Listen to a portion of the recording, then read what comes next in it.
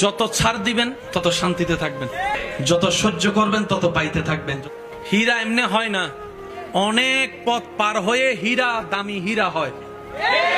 স্বর্ণ এমনে তেমনে স্বর্ণ হয় না, কত গরম আগুনের ভিতর দিয়ে গিয়ে তারপরে সেটা হারে রূপ হয়, তারপরে সেটার দাম 2 লাখ 3 লাখ টাকা দিয়ে মানুষ কিনছে।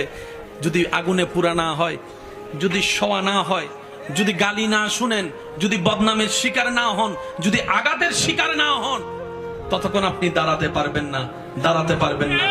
যাদেরকে দুনিয়া ভাঙতে চায়, আমি শ্রদ্ধার সাথে ভালোবাসার সাথে অনুরোধ করছি আমার ভাই বোনদের কাছে, যদি কখনো দেখেন দুনিয়া আপনাকে ভাঙতে চাচ্ছে, নামাতে চাচ্ছে, ধ্বংস করতে চাচ্ছে, আপনি রবের উপর তাওয়াক্কুল করে নবীর প্রেম ভালোবাসা নিয়ে একটু ধৈর্য ধরে সময়ের অপেক্ষা করবেন, সময়ের অপেক্ষা করবেন, রবের হুকুম আসা পর্যন্ত সময়ের অপেক্ষা করবেন।